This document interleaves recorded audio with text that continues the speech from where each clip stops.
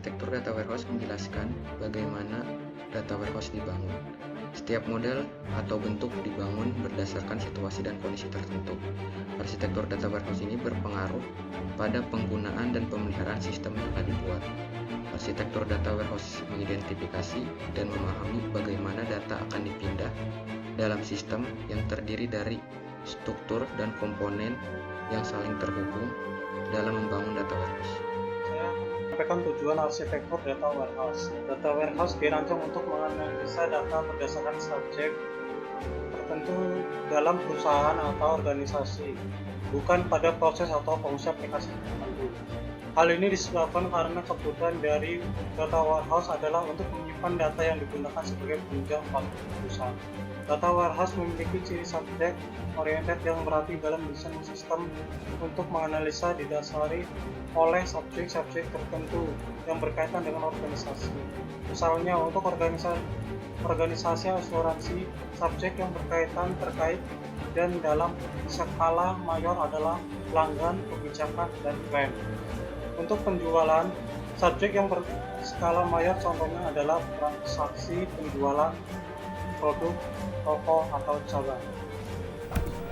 Komponen arsitektur data warehouse. Arsitektur data warehouse terdiri dari struktur dan komponen yang saling berhubungan satu sama lain. Yang pertama, operasional data. Berfokus pada fungsi-fungsi transaksional infrastruktur perusahaan yang berisi detail data, tidak ada redundansi dan dapat diupdate untuk merefleksikan nilai sekarang.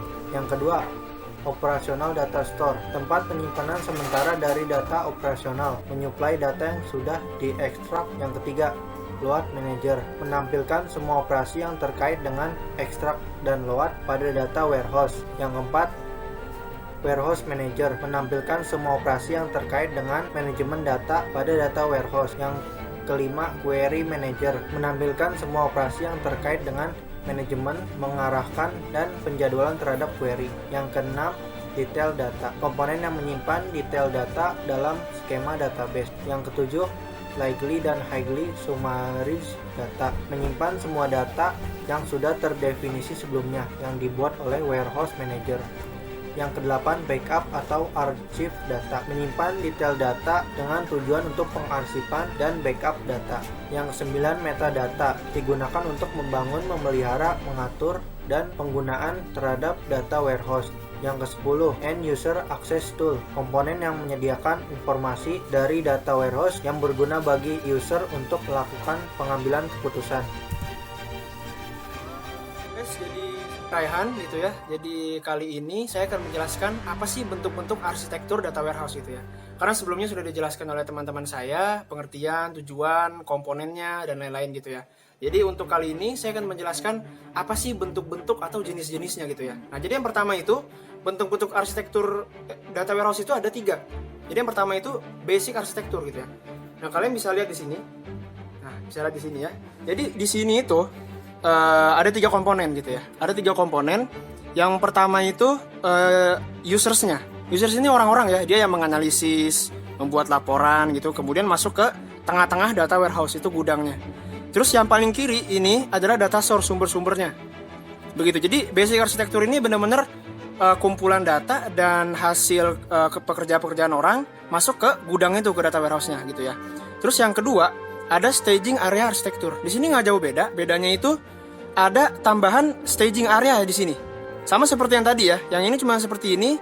Yang kedua itu ada tambahan lagi. Nah, staging area itu apa sih bedanya sama yang tadi? Nah, bedanya dari usersnya nggak ada beda. Tapi dari si data source, dari sumber data itu nanti seperti di filter dulu, disaring dulu ke staging area atau bisa dibilang tempat data warehouse sementara gitu ya. Nah, si staging area ini nanti dia dirapihin dulu, dirapihin, dibersihin, dianalisis dulu, baru dia masuk ke si data warehouse gitu, supaya datanya udah nggak perlu diolah-olah lagi gitu ya. Cuma seperti itu aja jadi perbedaannya. Terus yang terakhir itu ada staging area dan data mart arsitektur gitu ya. Nah, ini sama aja juga sama yang pertama dan kedua, bedanya dia tambah lagi data mart di sini. Nah, kita bisa lihat di sini ya. Yang tadinya di sini itu nggak ada ya sama di yang pertama, cuma ada staging area, sekarang nambah staging area dan data mart. Nah, data mart ini apa sih? Jadi data mart ini kalian bisa baca ya di sini itu ada producing, sales, sama inventory. Jadi kalau tadi kan staging area itu untuk menyaring data source. Nah, kalau yang ketiga ini untuk menyaring dari si usersnya.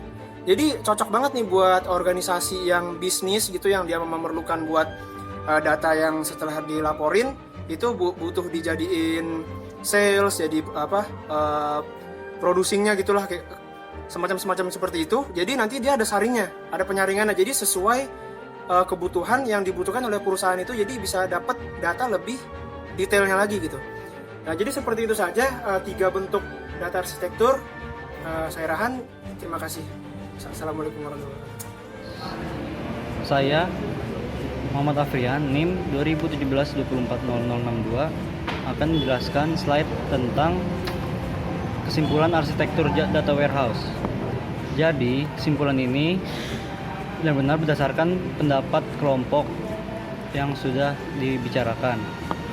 Dari yang sudah disampaikan pada poin sebelumnya, yaitu bahwa arsitektur data warehouse adalah sebuah kerangka yang digunakan untuk menggambarkan arus data dan bagaimana informasi data warehouse itu bekerja, yang disajikan dalam bentuk komponen-komponen dan rangka kegiatan arus informasi atau datanya. Sekian dari saya, mohon maaf kalau ada kesalahan kata. Terima kasih.